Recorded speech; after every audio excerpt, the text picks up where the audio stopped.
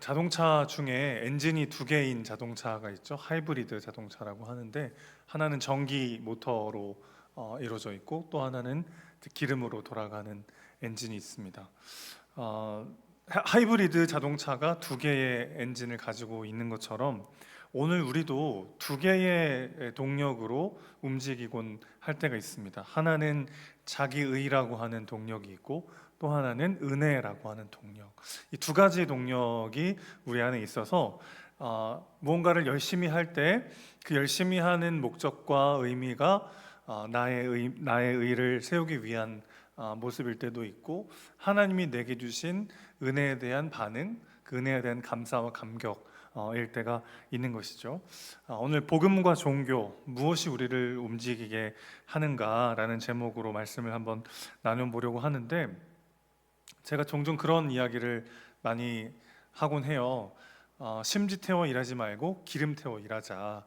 나의 열심이나 어떤 나의 어떠함으로 신앙생활을 하다 보면 한계가 있고, 뭔가 열심히 하다가도 지치기 마련이고 넘어질 때가 있는데, 하나님이 공급해 주시는 은혜를 누리면서 그 은혜로 일할 때 우리는 기쁨으로 그 사명을 감당할 수 있게 되는 거죠.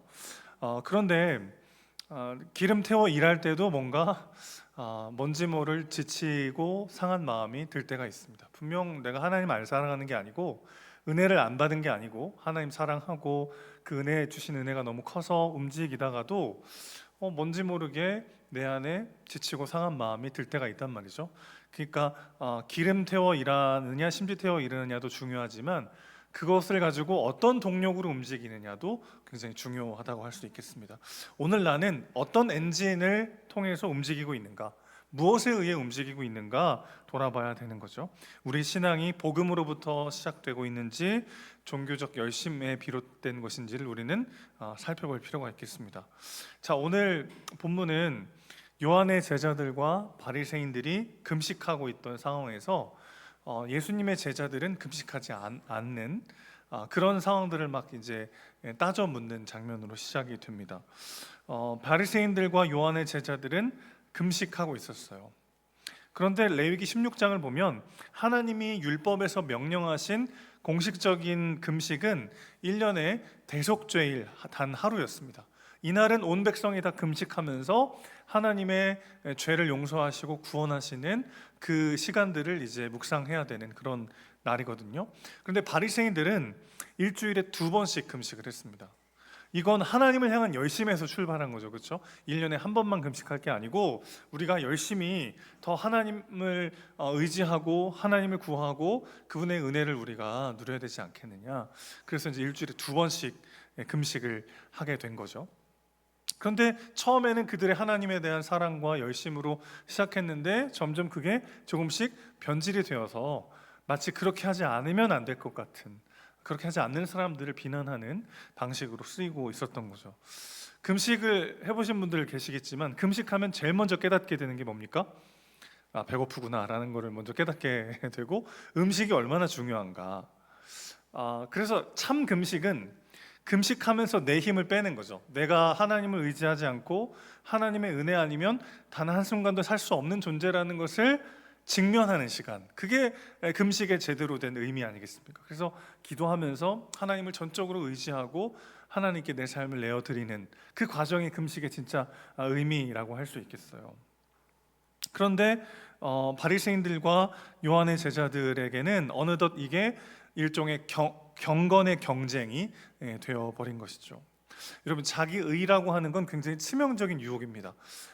우리가 그 은혜라고 이렇게 말하잖아요. 우리 교회 이름부터 벌써 은혜샘 교회고, 우리 주일에 임렉송 자체가 은혜잖아요. 매번 이제 주일에 우리 예배 시작할 때 모든 것이 은혜입니다 이렇게 고백하는데, 그분의 자비, 그분의 은혜, 그 사랑 때문에 우리가 여기 있고, 거기에는 내 공로가 들어갈 틈이 하나도 없다라고 고백하는, 그게 이제 은혜의 의미 아니겠어요? 근데 자기 의는 뭔가 다 주님의 은혜 맞는데 나도 조금은 잘한 게 있지 않나? 그런 생각이 들 때가 있잖아요. 하나님께 무언가를 열심히 헌신하고 내어드리고 나면 이 모든 게 다 주의 은혜이지요라고 고백하지만 그 안에는 나도 모르는 사이에 은혜이지만 적어도 나도 요 정도는 하나님께 잘했다고 하는 나만의 의가 자동적으로 생겨나더라는 것입니다. 그리고 우리는 이 두 가지의 모터가 우리 안에 달려 있는 거죠. 하나는 자기 의라고 하는 모터고 또 하나는 은혜라고 하는 모터인데, 하나님이 내게 주신 은혜를 감사하고 감격하며 누리며 그 은혜를 동력으로 움직일 때가 있고, 자기 증명과 두려움이라고 하는 일종의 자기 의를 쌓는 방식으로 움직일 때가 있더라는 것이죠. 여러분, 저도 이 모든 것이 하나님의 은혜라고 믿습니다. 그렇게 고백해요. 그런데 적어도 나도 조금은 잘한 게 있지 않나, 그런 마음이 생길 때가 있단 말이죠. 그런데 우리가 한번 돌아보면 우리가 하나님께 드린 것들 중에 하나님의 것이 아닌 게 있나요? 우리가 뭔가 하나님께 뭔가를 헌신하고 봉사하고 드렸어요. 그런데 애당초 그건 다 누구의 것입니까? 하나님의 것이죠. 예수님은 우리가 머리털 하나도 염려함으로 자라나게 할 수 없다, 그렇게 말씀하셨습니다. 이게 어떤 뜻이죠? 염려한다고 해서 뭐 머리털이 더 많아진다, 그런 의미라기보다는 여기서 말하는 머리털은 수명이거든요. 수명. 그러니까 인간이 아무리 애쓰고 힘써도 자기의 수명을 하루 더 연장할 수 없어요. 오늘 우리가 눈 뜬 건 어떤 뜻입니까? 하나님이 우리의 하루를 허락하셨기 때문에 오늘 우리가 아침에 눈을 뜨고 오늘 하루를 살 수 있었던 거죠. 그러니까 오늘 하루 내게 주어진 시간, 내게 있는 물질, 건강, 재능, 열심, 그 어느 것 하나도 하나님이 주시지 않은 게 없더라는 것입니다. 근데 우리는 무언가를 하나님 위해서 하고 난 다음에 우리 안에 뭐가 남냐면 나의 공로, 나의 자랑, 내 의가 어느 순간 남아서 그 안에는 은혜가 들어올 틈이 없는 그런 함정에 빠질 때가 있더라는 것이죠. 사실 이 모든 것이 하나님의 것입니다라고 고백은 하지만 그 안에는 나의 공로와 나의 자랑을 조금씩 불어넣는 그런 우리의 움직임이 있더라는 것입니다. 그러나 좀 전에 말씀드렸지만 우리가 가진 모든 것이 사실 하나님이 주시지 않은 것이 없어요. 여러분, 하나님이 지으신 적이 없고 온전히 내가 만들어서 하나님께 드린 것이 있을 수 있나요? 그게 딱 하나 있어요. 이거 하나님이 지으신 적이 없고 이건 온전히 내 거예요. 그래서 내가 주님께 드릴 수 있는 거라고는 죄밖에 없습니다. 죄. 하나님은 죄를 지으신 적은 없어요. 그런데 우리가 온전히 내 거고 그래서 내가 온전히 하나님께 드릴 수 있는 것이라고는 죄밖에 없죠. 그러나 하나님은 그런 우리를 용납하시고 사랑하셔서 오늘 여기 있게 하신 분이라는 것입니다. 하나님을 향한 열심과 주님께 받은 은혜에 대한 감사로 시작한 일들이 순식간에 자기 의를 쌓는 자리가 되어버리곤 하는 것이죠. 자, 어떻게 그것을 진단할 수 있을까요? 오늘 18절 말씀 다시 보시면 뭐라고 얘기하냐면 어찌하여 당신들은 금식하지 않습니까? 이렇게 이야기합니다. 마태복음에는 좀 더 자세히 기록되어 있는데 마태복음 9장 14절에 보면 이렇게 돼 있어요. 그때에 요한의 제자들이 예수께 나와 이르되 우리와 바리새인들은 금식하는데 어찌하여 당신의 제자들은 금식하지 아니하나이까? 자, 여러분, 내 안에 나의 공로와 자랑, 내 의가 많이 쌓이면 쌓일수록 우리에게 두 가지 반응이 나타나요. 첫 번째는 타인을 보면서 비교하기 시작한다는 거예요. 나는 이렇게 하는데 저 사람은 왜 저렇게 하지 않을까?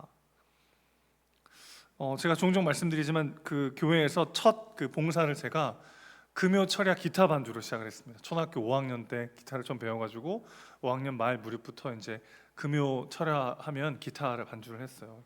작은 시골 교회 다녔는데 한 뭐 15명, 20명 정도 권사님, 집사님 이제 같이 모여가지고 이렇게 교육관 골방에 이렇게 둘러 앉아가지고 한 2시간 10시 시작하면 뭐 12시 1시까지 막 이제 기도하고 찬양하고 기도하고 찬양하고 말씀 듣고 하는 거예요. 그럼 내내 이제 기타를 치면 막 나중에 2-3시간 치고 나면 막 손이 막 다 부러터요. 그래도 막 너무 감격스러운 거 있죠. 초등학교 5학년이 지금 제 아들이 지금 초등학교 4학년인데 초등학교 5학년이 막 그렇게 쓰임 받을 수 있다는 게 너무 감격스러운 거예요. 막 너무 감사하고. 근데 한 달, 2달 자꾸 하다 보니까 자꾸 뭐가 생각이 나냐면 박 장로님 오늘 저 철회 안 나오셨네. 김 집사님 왜 철회 안 나오지? 그런 생각이 드는 거죠. 그러니까 처음에는 하나님 나를 부르셨다는 게 감사하고 이 자리에 있다는 게 감격스러웠는데 자꾸만 누가 보입니까? 타인이 보이기 시작하는 거죠. 난 초등학교 5학년인데 벌써 이렇게 열심히 하는데 저 집사님은 뭐 하나? 타인이 보이기 시작한다는 거예요. 두 번째는 나도 모르게 내가 한 일이 더 커지는 거죠. 하나님께서 날 위해 행하신 일보다 내가 하나님을 위해서 행한 일이 더 커 보여요. 아니, 물론 하나님이 자기 아들을 주시고 나를 구원하시면 감사하죠. 하지만 나는 초등학교 5학년인데 금요철야 때 계속 반주를 하잖아요. 하나님이 내게 주신 일보다는 내가 하나님을 위해서 한 일이 더 커 보인다는 것입니다. 그러니까 우리도 모르게 내 안에 하나님이 내게 주신 은혜와 사랑을 보기보다는 내가 하나님을 위해서 한 것이 무엇인지가 더 크게 보이기 시작하더라는 것입니다. 오늘 우리는 어떤 동력으로 움직이고 있는지 돌아볼 필요가 있는 거죠. 여러분, 하이브리드 자동차를 생각해 보세요. 기름 엔진이 돌아갈 때는 전기 모터는 돌지 않아요. 충전을 합니다. 그래서 전기 모터가 돌아갈 때는 기름 모터가 돌지 않죠. 자기 의의 동력으로 움직일 때는 은혜가 들어올 틈이 없어요. 은혜의 동력으로 움직일 때는 자기 의가 들어올 틈이 없습니다. 그러니까 은혜의 동력으로 움직일 때는 늘 하나님께서 내게 주신 것들, 하나님이 날 위해 행하신 일들에 쌓여서 그것을 감사하고 감격하느라 하루를 보내게 되는 거죠. 자기 의의 동력으로 살아갈 때는 내가 한 일과 그걸 하지 않는 사람들을 바라보며 하루를 보내게 되어 있다는 것입니다. 우리는 금식하는데 왜 당신의 제자들은 하지 않습니까? 주님께 그렇게 따져 묻는 오늘 요한의 제자들처럼 말이죠. 자, 그럼 예수님의 제자들은 대체 왜 금식을 안 했을까요? 왜 금식 안 해가지고 이런 문제를 만들었을까요? 예수님이 직접 대답하십니다. 19절 보시면 혼인집 손님들이 신랑과 함께 있을 때 금식할 수가 있겠느냐 이렇게 물어보시죠. 자, 그러니까 지금 어떤 상황이라는 거예요? 혼인 잔치에 금식한다는 게 말이 되냐? 이런 거죠. 마치 친구 결혼식에 갔어요. 피로연에 갔는데 아무것도 안 먹고 무표정하게 이렇게 앉아 있으면 말 그대로 민폐하객이죠. 하나님이 우리를 찾아오셔서 우리의 죄를 사해 주시고 우리를 하나님의 자녀로 삼으셨다는 이 기쁜 소식은 우리가 막 억지로 쥐어짜서 뭔가를 하게 하는 게 아니라 기쁨과 감격으로 움직이게 만들더라는 것입니다. 그래서 복음은 한마디로 기쁨의 동력이에요. 은혜는 자발적 동력을 우리 안에 불어넣어 주는 거죠. 우리가 예배드리고 헌신하고 섬기고 인내하는 그 동력이 무엇이 되어야 합니까? 그렇게 하지 않으면 벌 받을까 봐가 아니죠. 그렇게 해야만 복을 받기 때문이도 아니죠. 이미 하나님이 우리를 존귀한 하나님의 자녀로 부르시고 주님께서 내게 주신 은혜와 사랑이 너무 커서 그렇게 하고 싶은 열망이 우리 안에 생기더라는 것이죠. 그럼 우리도 그럴 때 있잖아요. 어떤 인간관계 속에 어떤 사람은 나를 참 안 좋게만 보는 사람이 있어요. 저 사람은 나를 영 못마땅하게 여기고 맨날 나의 단점만 얘기하고 나를 참 싫어하는 사람도 있어요. 근데 어떤 사람은 나를 너무 잘 봐요. 나를 너무 좋은 사람이라고 여겨주고 막 나를 늘 칭찬해줘요. 그럼 이 사람 만나면 어떻습니까? 우리가 그 사람이 말한 그런 사람처럼 살아가고 싶은 마음이 생기잖아요. 학창 시절에도 선생님이랑 친하면 그 과목 더 잘하게 되는 것처럼, 네. 하나님이 나를 어떻게 여기시는가, 그분이 나를 어떤 눈으로 바라보시는가에 더 깊이 우리가 빠져들수록 정말 그런 존재로 살아가고 싶은 열망이 우리 안에 생기게 되는 거죠. 은혜의 동력이 우리를 이끌어 가더라는 것입니다. 우리가 무언가를 하는 것도 무언가를 하지 않는 것도 결국 주님의 사랑과 부르심 안에서 이루어질 때 우리를 지속 가능하게 그분을 따라가게 만들더라는 것입니다. 자, 그 상황을 예수님은 새 옷과 낡은 옷, 새 포도주와 낡은 부대, 이 두 가지 짧은 비유를 통해서 말씀을 하시죠. 생배 조각을 낡은 옷에 붙이지 않고 새 포도주를 낡은 부대에 넣지 않는다. 종교는 내 삶의 구멍난 부분을 메꾸기 위해서 하나님을 사용하는 방식이라고 할 수 있겠어요. 나한테 이게 빵꾸가 났는데 그래서 하나님을 초청하고 하나님을 이용해서 그 부분을 채우는 거죠. 복음은 정반대예요. 복음은 낡은 옷 위에 덧대는 천이 아니라 우리를 완전히 새롭게 입히는 새 옷이라는 것입니다. 낡은 부대는 유연하지가 않잖아요. 그래서 새 포도주를 담그면 이게 발효가 되면서 점점 팽창하잖아요. 그래서 낡은 부대는 터질 수밖에 없습니다. 복음은 우리 안에 들어올 때 우리의 오래된 사고방식이라든지 자기중심성이라든지 의로움과 자존심을 팽창시켜 터트려 버릴 때가 있어요. 그때로는 우리의 마음을 불편하게 합니다. 이 모든 것이 다 내 공로, 내 자랑, 내세울 것이 아무것도 없고 하나님의 은혜입니다라고 말할 때 우리 안에 불편함이 있을 수 있어요.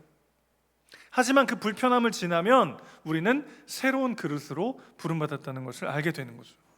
우리가 어제보다 조금 더 괜찮은 사람으로 부름받은 게 아니라 아예 새로운 피조물로 하나님 앞에 섰다는 것을 우리는 경험하게 되는 것이죠. 그래서 때로는 복음을 우리를 불편하게 만듭니다. 내 공로, 내 자랑, 내 자존심이 다 깨져버릴 때가 있어요. 그런데 그 깨지고 난 다음에 하나님의 은혜로 산다는 게 어떤 의미인지를 우리는 더 깊이 깨닫게 되는 거죠. 내가 아무것도 자랑할 게 없고 아무것도 내세울 게 없고 내 공로라고 할 수 있는, 내 성취라고 할 수 있는 것이 아무것도 없는 것 같을 때 그 모습 그대로를 온전히 사랑하시고 용납하시고 귀히 여기시는 그 하나님의 은혜가 정말 우리의 영혼까지 새겨지게 되는 거죠. 그럴 때 그런 우리를 그렇게 사랑하시는 하나님 아버지에게 우리가 자발적으로 섬기고 사랑하고 그분을 따르고 싶은 열망이 우리 안에 생기더라는 것입니다. 우리는 이 동력으로 움직이는 사람들이어야 한다는 것이죠. 그러면 어떻게 될까요? 옆 사람이 보이지 않는 거죠. 옆 사람이 어떻게 하는지가 중요하지 않아요. 내가 하나님의 은혜 앞에 어떻게 행하는지, 그리고 주님께서 날 위해 주신 것이 무엇인지가 더 크게 보이기 시작하더라는 것입니다. 여러분, 결국 우리가 어떤 동력으로 움직이는가는 이 부분으로 판단할 수 있죠. 다른 사람이 보이기 시작하고 내가 하나님을 위해서 한 것이 보이기 시작할 때 우리는 자기 의의 엔진으로 돌아갈 때가 있다는 것입니다. 반대로 하나님이 내게 주신 은혜가 보이기 시작하고 주님이 부르신 그 부르심의 자리가 더 선명하게 보여지기 시작할 때 우리는 은혜의 동력으로 가고 있구나 생각할 수가 있게 되는 것이죠. 우리는 하나님의 사랑받는 자녀입니다. 우리가 무엇을 하든 하지 않든 그 사랑받는 자녀임을 잊지 않는 우리가 되길 소망합니다. 우리의 열심은 나를 증명하기 위한 것이 아니라 그분의 사랑을 증명하기 위한 것이어야죠. 복음은 새 포도주와 같습니다. 낡은 방식, 낡은 자아, 낡은 동기로는 온전히 담아낼 수 없어요. 하나님은 우리를 새 부대로 빚으시기 원하십니다. 오늘도 그분의 사랑 앞에 자격 없는 우리를 품으시는 그 은혜 앞에 그저 감사와 기쁨으로 주님과 함께 동행하는 우리 모두가 되시기를 주님의 이름으로 축원합니다.